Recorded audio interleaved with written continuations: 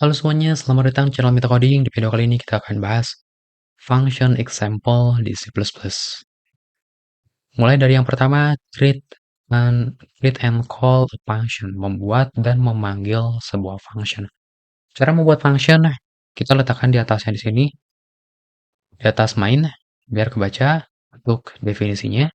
Void my function, ini nama functionnya, terus ada di dalamnya. Cara memanggilnya cukup panggil namanya ditambahkan dengan kurungnya. Kayak gini. Maka ketika dipanggil, blok kode di dalamnya akan dieksekusi dan muncul di konsol. Kedua, call a function multiple time. Jadi memanggil function beberapa kali ini juga boleh. Teman-teman punya fungsi satu, tapi dipanggilnya beberapa kali juga boleh. Nanti berarti ini akan dieksekusi blok kodenya sebanyak 3 kali. Function declaration and definition. Kalau misalkan teman-teman ingin memisahkan deklarasi dan definisi boleh, asalkan deklarasinya di awal agar terbaca sama main. Contoh, di sini kita deklarasikan di atas main void my function titik koma. Definisinya di bawah ini boleh. Dia masih tetap kebaca. Karena kita udah deklarasikan di atas. Cuman harus teman-teman perhatikan namanya harus sama. Deklarasi, definisi. Sama namanya. Terus blok kodenya. Terus ini pemanggilannya. Parameter dan argumen. Contohnya di sini. Ada nama fungsinya dalam my function dan ada parameter atau argumen di sini. Sama seperti deklarasi variabel, ada tipenya, ada namanya. Tipenya string, namanya fname, namanya bisa bebas. Terus di sini diproses. Cara memanggilnya gimana? My function, kemudian kurung, nah terus masukkan di sini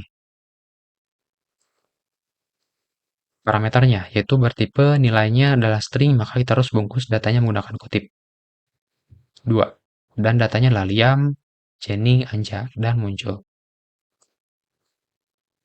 Selanjutnya ada default parameter value. Sebelumnya kita cuma deklarasi parameter, jadi wajib dimasukkan. Sekarang kita ingin jadikan dia sebagai default, memiliki nilai bawaan. Cukup menambahkan assign operator dan nilai defaultnya di deklarasi parameter argumen. Sehingga pemanggilannya kayak gini. Kalau misalkan teman-teman mau kirim data boleh, tinggal pakai datanya, misalkan data string Sweden, India, USA, atau kalau misalkan teman-teman nggak kirim parameter, nggak kirim datanya juga boleh. Karena country ini sudah mempunyai nilai default. Jadi nggak error. Kecuali kalau tidak ada nilai default, maka akan error. Selanjutnya multiple parameter. Jadi parameter ini tidak harus satu, boleh dua, boleh tiga, boleh banyak. Nanti dipisahkan menggunakan koma. Kayak gini, misalkan string fname, integer age. Kalau misalkan mempunyai nilai default, ya tinggal tambahkan aja, misalkan sama dengan nilai defaultnya apa. Kayak gitu. Di sini juga sama dengan nilai defaultnya. Tapi kalau tanpa default juga boleh, asalkan wajib dikirim datanya ketika pemanggilan. Kemudian ada return value, fungsi yang mengembalikan nilai. Yang sebelumnya adalah void tanpa pengembalian nilai, sekarang ada nilai kembaliannya. Wajib menambahkan tipe integer sebagai pengganti void. Namanya di sini fungsinya adalah my function, ada parameternya, dan ada tipe returnnya. Dan sekarang di dalamnya wajib ada return untuk mengembalikan nilai. Nilai atau data yang dikembalikan harus sama bertipe integer. Boleh misalkan teman-teman ke sini return 5 atau boleh kayak ada proses gitu, asalkan hasil dari prosesnya dia bertipe integer. Cara pemanggilannya, karena di sini dia adalah bertipe expression, mengembalikan nilai, bukan statement yang biasa, tapi expression, ada nilainya. Di sini kita bisa panggil di dalam cout, jadi sekaligus ditampilkan. Atau boleh teman-teman menggunakan variabel, jadi diassign ke variabel, baru selanjutnya di cout, diprintkan. Tapi kalau teman-teman cuman manggil, di sini sebetulnya dilakukan prosesnya, tapi hasilnya tidak bisa dilihat. karena tidak ada penampungnya. Next, ke return the sum of two parameter. Contohnya, jadi mengembalikan nilai dari hasil penjumlahan parameter. Punya dua parameter X dan Y, kita panggil dan kita kirim nilainya 5 dan 3. Terus kita jumlahkan, baru kita return. Next, untuk contoh pass by reference. Jadi kita mengirimkan reference di sini.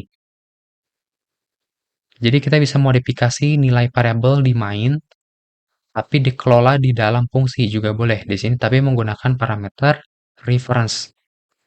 Pada saat deklarasi parameternya ditambahkan simbol n. Next, pass an array to a function. Jadi mengirimkan data array ke sebuah fungsi.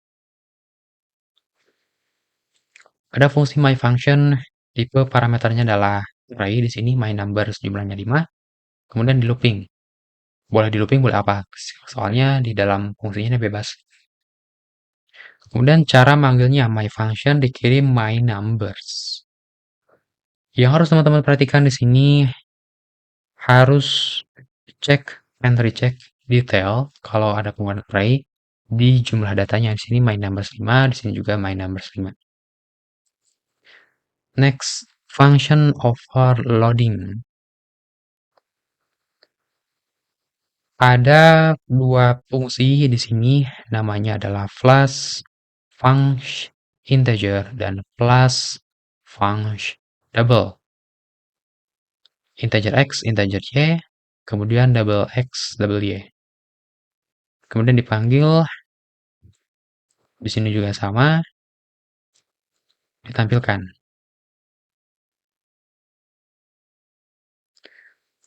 Oke, gitu aja mungkin di bagian example function C++. Sampai ketemu lagi di next video.